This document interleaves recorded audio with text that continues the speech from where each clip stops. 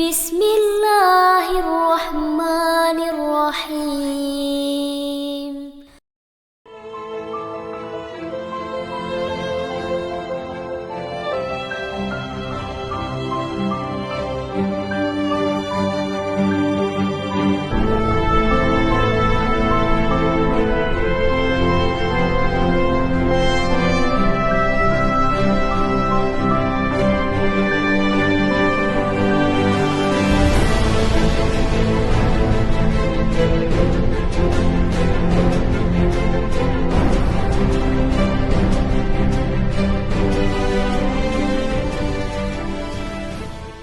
Assalamualaikum warahmatullahi wabarakatuh. Kembali lagi bersama Siro Series episode ke-12 tentang hijrah ke Habasyah.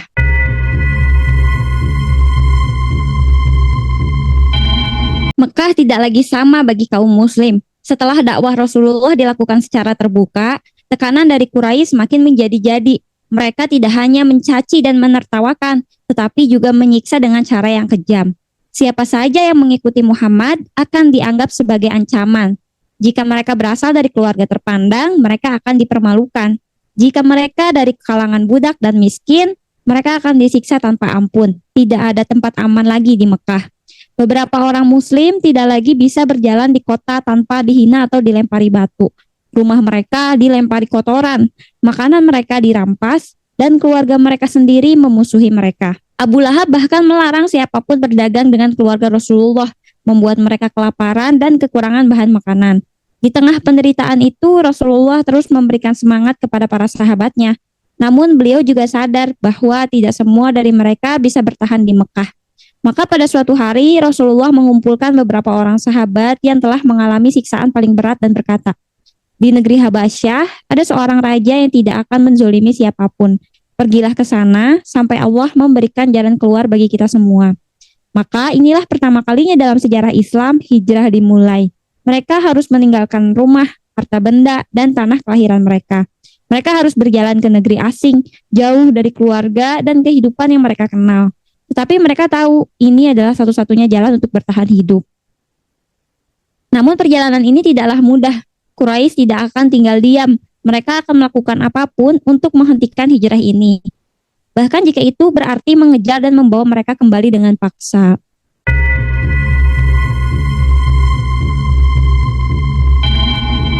Di tengah gejolak dan penindasan yang terjadi di Mekah, jauh di seberang Laut Merah, ada sebuah negeri yang penuh ketenangan dan keadilan.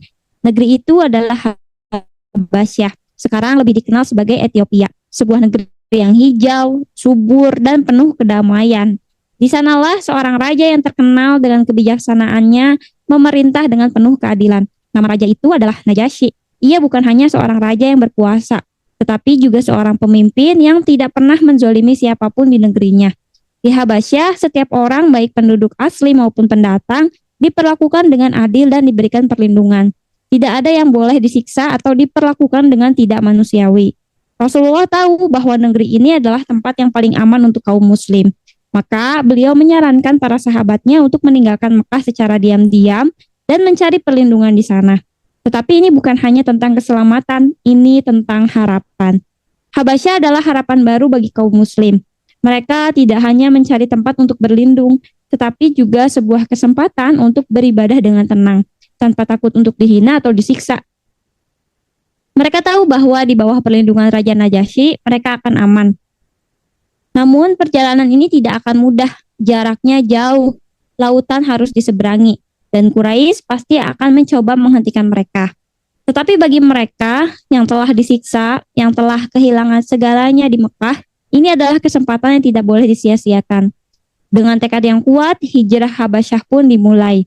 Gelombang pertama kaum muslim mulai bersiap meninggalkan Mekah, mencari kehidupan yang lebih baik, kehidupan di mana mereka bisa menyembah kembali Allah dengan damai.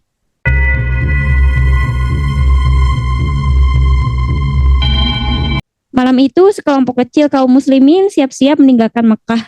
Mereka tidak membawa banyak harta, hanya sedikit perbekalan dan pakaian di badan. Mereka berjalan diam-diam, hati mereka berdebar. Karena jika kaum Quraisy mengetahui rencana mereka, perjalanan ini bisa berubah menjadi mimpi buruk. Di antara mereka ada beberapa sahabat Rasulullah yang sangat dikenal. seperti Utsman bin Affan dan istrinya yaitu Ruqayyah binti Muhammad. Ada juga Abdurrahman bin Auf, Zubair bin Awam, Mus'ad bin Umair, dan beberapa lainnya. Total ada 12 pria dan 4 wanita yang berangkat dalam gelombang pertama hijrah ke Habasyah. Mereka harus bergerak cepat. Rencananya adalah mencapai pelabuhan di Laut Merah dan menaiki kapal dagang yang akan membawa mereka ke Habasyah.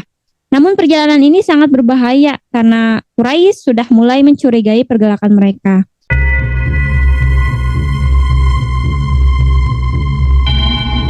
Kaum muslimin berjalan sepanjang malam, menempuh jarak yang jauh dengan penuh kehati-hatian.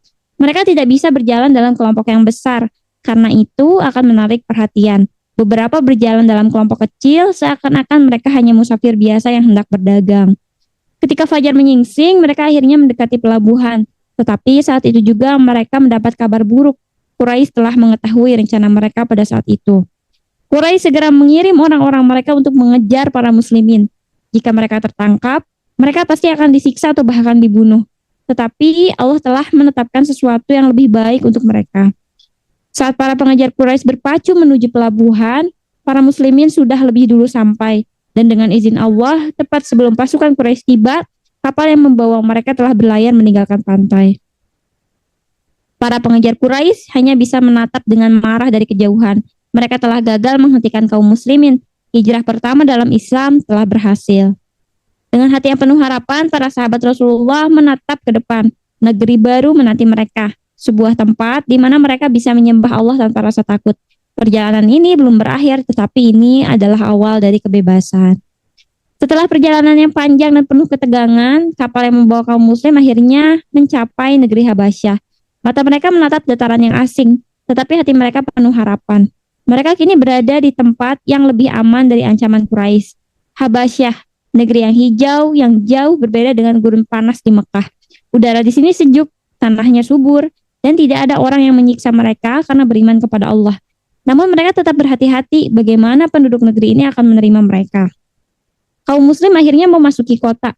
Mereka bertemu dengan penduduk Habasyah yang melihat mereka dengan penuh penasaran. Mengapa mereka datang ke negeri ini?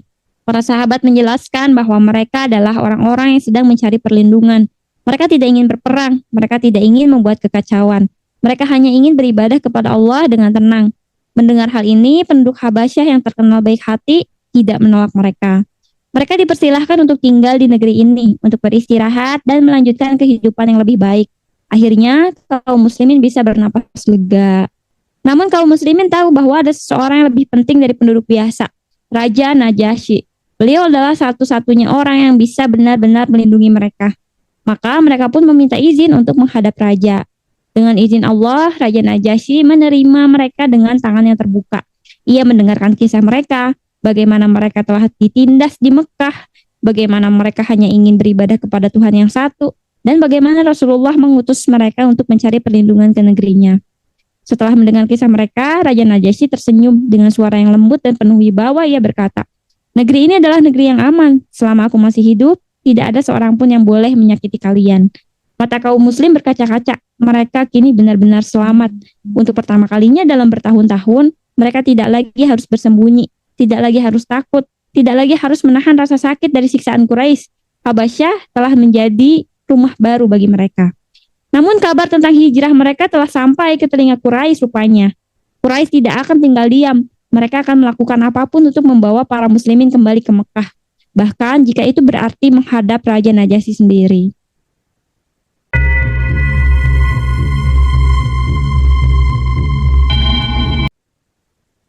Di Mekah, kaum Quraisy marah besar. Setelah mengetahui kaum muslimin telah berhasil hijrah ke Habasyah, mereka merasa kehilangan kendali. Mereka telah menyiksa, menghina, dan tapi tetap saja Islam terus berkembang.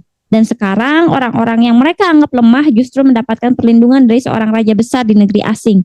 Mereka tidak bisa membiarkan ini terjadi. Jika kaum muslimin tetap berada di Habasyah, mereka akan menjadi lebih kuat. Maka Quraisy mulai menyusun rencana jahat. Mereka harus memancing sebagian muslim untuk kembali ke Mekah. Dan cara yang mereka pilih adalah dengan menyebarkan kabar palsu. Kaum Quraisy mulai menyebarkan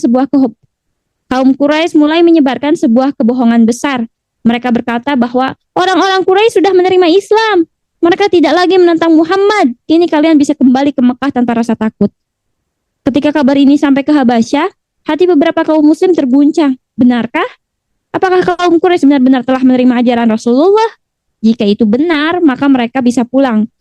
Mereka bisa kembali ke rumah mereka, bertemu dengan keluarga mereka sendiri dan hidup di tanah kelahiran mereka tanpa perlu bersembunyi.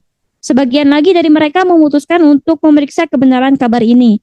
Mereka berangkat kembali ke Mekah dengan hati penuh harapan, membayangkan bahwa mereka bisa berkumpul kembali dengan saudara-saudara dalam keadaan yang damai.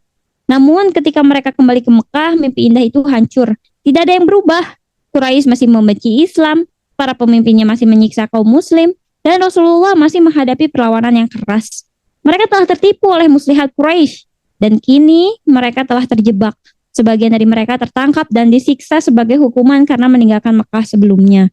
Beberapa di antara mereka berhasil melarikan diri dan kembali ke Habasyah, tetapi yang lainnya dipaksa untuk tinggal di Mekah, menghadapi siksaan yang lebih berat dari sebelumnya. Mereka kini menjadi tahanan di tanah air mereka sendiri. Kaum muslimin yang masih berada di Habasyah sedih dan marah ketika mendengar apa yang terjadi. Mereka sadar bahwa Quraisy tidak akan berhenti mencoba menghancurkan mereka. Kini mereka harus bertahan lebih lama di Habasyah sampai Allah memberikan jalan keluar yang lebih besar. Namun Quraisy juga tidak tinggal diam. Mereka masih punya satu rencana terakhir. Mereka akan mengirim utusan resmi kepada Raja Najasyi. Mereka memberikan hadiah-hadiah mewah dan meminta kaum muslimin diserahkan kembali ke Mekah. Akankah raja yang adil itu menerima permintaan mereka? Ataukah itu akan tetap melindungi kaum muslimin?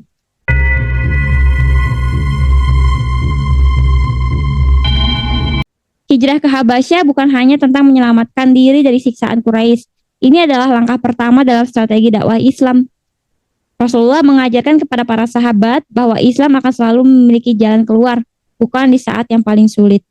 Di satu sisi, ada kaum muslimin yang telah menemukan perlindungan di bawah keadilan Raja Najasyi. Mereka bisa beribadah dengan bebas, bisa hidup dengan tenang, meskipun jauh dari tanah kelahiran mereka. Kaum Quraisy tidak bisa menerima kenyataan ini.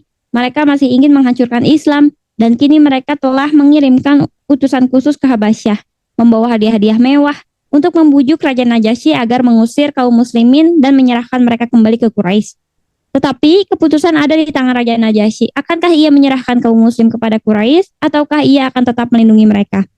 Jawaban atas pertanyaan ini akan menentukan masa depan Islam di Habasyah dan juga di dunia. Namun satu hal yang pasti, Allah selalu bersama orang-orang yang beriman.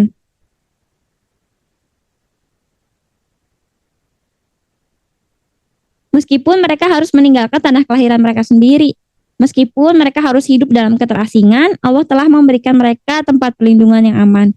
Hijrah bukan berarti tanda kelemahan, ini adalah tanda bahwa Islam akan terus bertahan. Meskipun diusir, meskipun ditekan, dan suatu hari nanti Islam akan kembali ke Mekah dengan penuh kemenangan. Quraisy ternyata telah gagal menghentikan hijrah pertama kaum muslim ke Habasyah. Mereka telah menyebarkan fitnah, menyiksa, bahkan memancing beberapa muslim untuk kembali ke Mekah dengan kabar palsu. Tetapi kenyataannya tetap sama, Islam tidak melemah. Kini kaum muslim telah menemukan perlindungan di bawah Raja Najasyi. Quraisy tidak menyerah begitu saja. Mereka tahu bahwa selama kaum muslim masih berada di Habasyah, Islam akan terus berkembang pesat. Mereka menyusun rencana baru. Mereka akan mengirimkan utusan dan berbicara langsung kepada Raja Najasyi. Untuk misi ini, mereka memilih dua orang yang cerdik dan pandai berbicara, yaitu Amr bin Al-As dan Abdullah bin Abi Robi'ah. Mereka adalah diplomat Quraisy yang terkenal mampu membujuk orang dengan kata-kata mereka. Mereka menaiki kapal, menyeberangi Laut Merah dan dengan satu tujuan, membujuk Raja Najasyi agar menyerahkan kaum muslim kembali ke tangan Quraisy. Mereka menaiki kapal, menyeberangi Laut Merah dengan satu tujuan, membujuk Raja Najasyi agar menyerahkan kaum muslim kembali ke tangan Quraisy. Setelah menempuh perjalanan panjang melintasi Laut Merah, kapal yang membawa Amr bin Al-As dan Abdullah bin Abi Robi'ah akhirnya bersandar di pelabuhan Habasyah. Mereka turun dari kapal membawa peti-peti penuh hadiah mewah, berjalan dengan penuh percaya diri menuju istana Raja Najasyi. Setibanya di Habasyah, mereka tidak langsung menemui Raja Najasyi. Mereka tahu bahwa cara terbaik untuk mendapatkan dukungan adalah mendekati para pejabat kerajaan terlebih dahulu. Dengan penuh kecerdikan, mereka mulai memberikan hadiah mahal kepada para penasihat dan orang-orang yang berpengaruh di istana. Kami datang untuk membawa Kami datang untuk membawa hadiah. Kami datang untuk membawa hadiah untuk raja kalian, kata Amr bin Al-As dengan suara lembut. Dan kami punya permintaan kecil. Kami ingin agar orang-orang yang ada di Mekah itu dikembalikan kepada kami. Mereka adalah para pelari yang menentang hukum di negeri kami. Para penasihat mendengarkan dengan penuh perhatian. Hadiah-hadiah yang mereka terima begitu berharga. Dan permintaan Quraisy terdengar masuk akal. Beberapa dari mereka mulai berpikir, mengapa kita harus menampung orang-orang ini? Jika mereka memang buronan di negeri mereka sendiri, bukankah lebih baik kita mengembalikannya?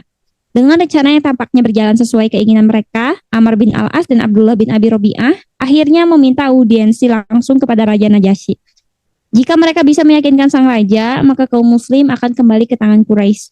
Dan mereka tahu hukuman berat telah menanti para sahabat Rasulullah yang akan kembali ke Mekah. Akhirnya, di hari yang dinantikan tiba. Para utusan Quraisy berdiri di hadapan Raja Najasyi yang duduk di atas singgasana dengan penuh wibawa. Di sisi lain ruangan, kaum muslim yang hijrah ke Habasyah berdiri dengan penuh ketegangan. Nasib mereka kini bergantung pada keputusan raja ini. Amr bin Al-As melangkah maju dengan suara yang penuh keyakinan. Ia berkata, "Wahai raja yang mulia, kami datang dari Mekah sebagai utusan kaum kami. Kami meminta agar Anda mengembalikan para pelarian kami. Mereka adalah orang-orang yang telah meninggalkan agama nenek moyang mereka. Mereka menghasut orang-orang di negeri kami dan kini mereka mencari perlindungan di sini tanpa izin dari para pemimpin mereka." Beberapa penasihat istana mulai mengangguk setuju. Narasi yang dibawa oleh Quraisy tampak masuk akal. Mengapa Habasyah perlu melindungi para pemberontak dari negeri lain? Tetapi Raja Najasyi tidak langsung mengambil keputusan. Ia adalah seorang raja yang adil. Dengan suara tegas ia berkata, "Aku tidak akan menyerahkan seseorang tanpa mendengarkan apa yang ingin mereka katakan. Biarkan mereka berbicara."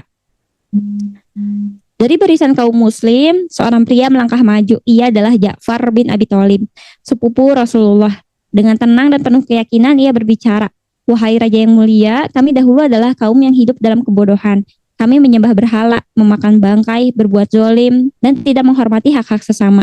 Tetapi kemudian Allah mengutus kepada kami seorang nabi yang mengajarkan kami untuk hanya menyembah Allah, berlaku jujur, dan menjauhi segala bentuk kezaliman. Karena itulah kami ditindas oleh kaum kami sendiri dan mengusir kami. Kami datang ke negeri ini untuk mencari perlindungan karena kami tahu bahwa Anda adalah raja yang adil." Para penasihat istana mulai terdiam. Mereka tidak menyangka bahwa kaum muslimin datang dengan tujuan semulia ini. Tetapi kemudian Raja Najasyi bertanya, "Apa yang diajarkan oleh Nabi kalian?" Bin Abi Thalib kemudian membaca beberapa ayat dari surah Maryam yang menceritakan tentang kelahiran Nabi Isa. Suaranya begitu indah dan setiap kata yang diucapkannya menyentuh hati mereka yang mendengarnya. Ketika Ja'far selesai membaca, Raja Najasyi menundukkan kepalanya. Matanya basah, air matanya perlahan mengalir di pipinya. Dengan suara yang bergetar, ia berkata, Sungguh ini tidak berbeda dengan apa yang diajarkan oleh Nabi Isa. Pergilah kalian aman di negeriku. Tidak akan ada yang bisa menyentuh kalian." Para penasihat istana terdiam. Amr bin Al-As dan Abdullah bin Abi Robi'ah tidak bisa berkata-kata lagi. Rencana mereka telah gagal. Kaum muslimin tetap aman di Habasyah. Meskipun Quraisy telah mengirimkan utusan dengan rencana yang matang, Allah tetap melindungi hambanya yang beriman. Hijrah ke Habasyah kini benar-benar aman. Tetapi perjalanan mereka masih panjang. Mereka masih akan menghadapi tantangan-tantangan lain di masa depan. Tapi satu hal yang pasti, Allah selalu bersama mereka yang sabar dan bertawakal kepadanya. Alhamdulillah, episode ke-12 mengenai hijrah pertama ke Habasyah sudah selesai. Bagaimana kelanjutannya? Silahkan subscribe karena aku gak sabar buat ketemu kalian lagi. Assalamualaikum warahmatullahi wabarakatuh.